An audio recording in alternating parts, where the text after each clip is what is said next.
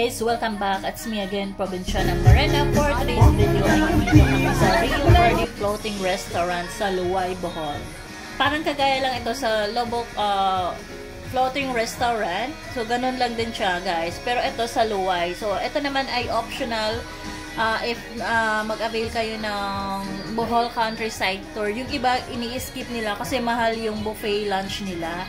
And then, for me, sulit lang naman. And then, if you want to experience na kumakain kayo habang nakasakay sa malaking boat with a view, sa malaking sapa at saka may mga greenery sa side. So, ayan guys, sulit lang naman. And then, may banda na kumakanta. And then, madami din choices sa mga pagkain nila. Based on my experience kasi minsan ang sinasabi ng iba, konti lang daw yung choices ng mga pagkain. Pero for me, nung kami yung pumunta, madami yung choices, guys. So, sulit siya. So, ito, kasama ko ang aking pamilya at mga kapatid.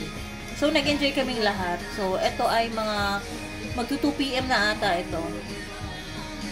Hindi ako nakapag-video ng mga foods kasi na-busy na din ako sa pagkuha. And then, nakapila naman kayo, guys. So, sa mga kabatch ko na nandito, okay naman yung pagpila namin. Hindi siya magulo.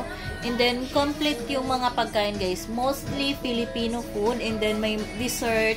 And then, may mga kakanin. May chicken, pasta, or pancit. Meron din. And may mga salad. And meron ding pork and of course yung pork humba na the best talaga siya. Yun yung nagustuhan ko. And then may mga turon, may ganon. And then yung drinks guys, ang may bayad siya. Pero nasa iyo na po yun kung bibili ka ng drinks or hindi. Pero meron silang free water.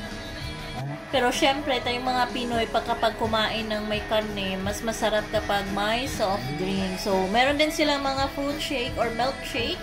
So, available din guys. So, ang daming choices. So, yun nga lang, meron siyang additional fee. So, okay lang. Nasa iyo na yan kung gusto mo mag-avail o hindi. Kasi may tubig naman. And then, eto guys, nag-pictorial lang kami. Kasi ang ganda ng view. And then, mostly, lahat ng mga nakasakay ay gustong mag-pictorial. So, ano naman sila, ayos naman yung pictorial. Tapos ito guys, pagkababa namin, so, optional. Then ito, nasa iyo na yan. Kung gusto mong matry, magsuman sa'yo ng ganyan. Tinikling ata yan. And then, parang magbibigay ka lang ng donation dun sa mga babaeng na. So, optional to guys, wala naman sa Pilipinas. Gusto mo ma-experience mo, why not, diba? Nag-enjoy talaga kami kasi mga pamilya. Ay, hindi pala. May isa ako kapatid hindi kasama kasi wala siya.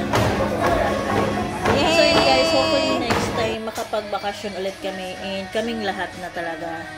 So, we had fun, we had joy, we have season in the sky.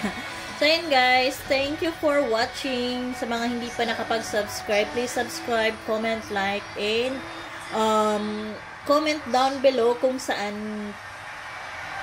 taga saan kayo, kung saan nakarating tong video ko, para malaman ko kung saan na tong video ko nakarating, di ba? So, that's it for today. Thank you for watching, guys. Bye again.